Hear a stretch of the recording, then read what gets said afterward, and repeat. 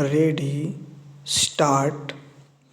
हमारे देश में लिखित संविधान की व्याख्या केंद्र और राज्यों के बीच समन्वय तथा मौलिक अधिकारों की रक्षा के निमित्त एक स्वतंत्र न्यायपालिका का गठन किया गया है।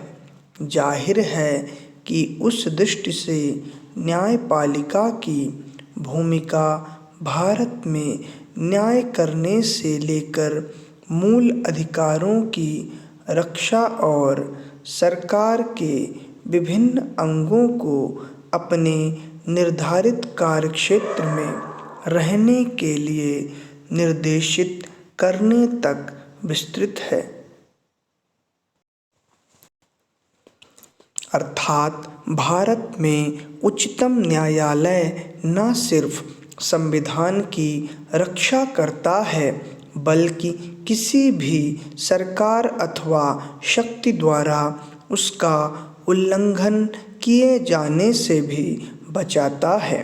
भारतीय संविधान का एक महत्वपूर्ण लक्षण यह है कि उसने विधायिका, कार्यपालिका और न्यायपालिका के बीच शक्तियों के विभाजन की व्यवस्था दी है। शक्तियों का यह विभाजन स्पष्ट कर देता है कि संविधान का उद्देश्य किसी को भी असीमित अधिकार और शक्ति प्रदान करना नहीं है। चूंकि शक्तियों की सीमाबद्धता का निर्धारण ये संस्थाएं स्वयं नहीं कर सकती, इसलिए शासन की प्रक्रिया में इन शक्तियों के टकराव के फलस्वरूप उठने वाले विवादों के हल के लिए एक निष्पक्ष संस्था की भूमिका महत्वपूर्ण है।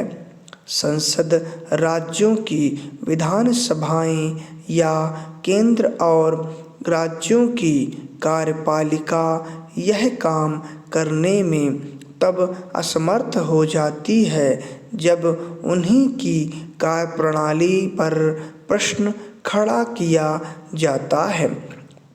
अतः न्यायपालिका को संविधान की व्याख्या का दायित्व सौंपा गया है और इस प्रकार से यह संविधान की रखवाली करती है। लेकिन पिछले कुछ समय से बदलती राजनीतिक सामाजिक परिस्थितियों के मद्देनज़र देश की न्याय व्यवस्था के स्वरूप में क्रांतिकारी परिवर्तन आया है। आज न्यायपालिका सिर्फ न्याय प्रदान करने का कार्य नहीं कर रही बल्कि एक प्रशासक, सुधारक और नीति निर्धारक की भूमिका भी अदा कर रही है। दरअसल आज की परिस्थिति में न्यायपालिका को ऐसे कार्य भी करने पड़ रहे हैं जो मूल रूप से कार्यपालिका के कार्यक्षेत्र में आते हैं। इसी स्थिति में जबकि न्यायपालिका द्वारा कार्यपालिका की शक्तियों का प्रयोग किया जाता है, न्यायिक सक्रियता उस संवैधानिक व्यवस्था को पुनर्जीवित करने का प्रयास है जिसे कार्यपालिका ने तोड़ मरोड़ दिया है। यहाँ प्रश्न उठता है, ऐसी कौन सी परिस्थिति आ खड़ी होती है जिसमें अदालत को इतनी सक्रियता दिखानी पड़ जाती है। अक्सर अदालतों को यह कदम आम जन की सुरक्षा के लिए ही उठाना पड़ता है। कार्यपालिका की बढ़ती हुई उदासीनता, स्वेच्छाचारिता, अनुशासनहीनता और निष्क्रियता ने ही न्यायिक सक्रियता को जन्म दिया है। जेलों में वर्षों से सुनवाई की प्रतीक्षा में बंद कैदी स्त्रियों, बच्चों और श्रमिकों का शोषण जेल और महिला संरक्षण गृहों की अमानवीय दशा, पुलिस अत्याचार, न्याय में देरी जैसी समस्याओं के निराकरण में कार्यपालिका की शिथिलता न्यायालय को उसके अधिकार क्षेत्र में हस्तक्षेप करने का मौका देती है।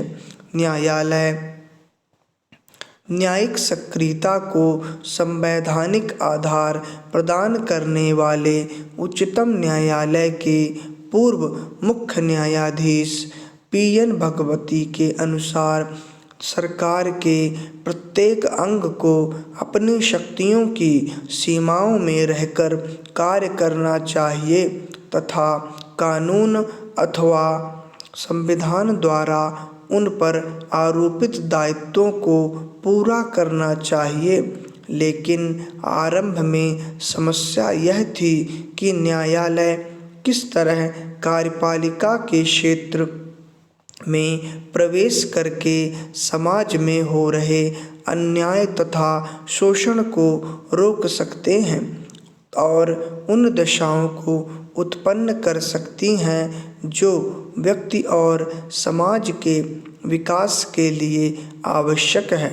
पैरा इन समस्याओं में जो सबसे अहम समस्या न्यायालय के सामने थी वह यह कि न्यायालय में केवल वही व्यक्ति मुकदमा कर सकता है जिसके वैधानिक अधिकारों का उल्लंघन हुआ हो और दूसरा यह कि न्यायालय किसी भी अवैधानिकता के खिलाफ तब तक संज्ञान नहीं लेगा जब तक कि वह मामला औपचारिक रूप से उसके सामने न आए। लेकिन जब कार्यपालिका की उदासीनता और स्वेच्छाचारिता अपनी पराकाष्ठा पर पहुंच गई तो न्यायपालिका ने भी अपने पारंपरिक प्रतिबंधों को शिथिल करके कार्यपालिका के कार्यक्षेत्र में दखल दिया, जिसके परिणाम स्वरूप न्यायिक सक्रियता की अवधारणा का जन्म हुआ। ऐसा नहीं है कि न्यायपालिका द्वारा कार्यकारिणी की शक्तियों का हस्तगत स्वेच्छाचारी ढंग से किया गया है, बल्कि न्यायिक सक्रियता का आधार संवैधानिक है।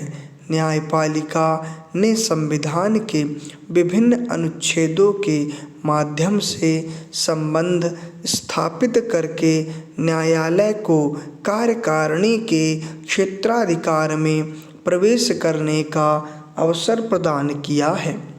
न्यायालय ने इस दृष्टिकोण का प्रतिपादन किया कि यदि कार्यपालिका संविधान के अनुच्छेद 14, 19, 21, 32 तथा 34A द्वारा तय किए गए अधिकारों और सिद्धांतों को कार्यान्वित नहीं करती है तो संविधान का संरक्षक होने के नाते न्यायपालिका का यह दायित्व और अधिकार है कि वह कार्यकारिणी को आवश्यक निर्देश दें।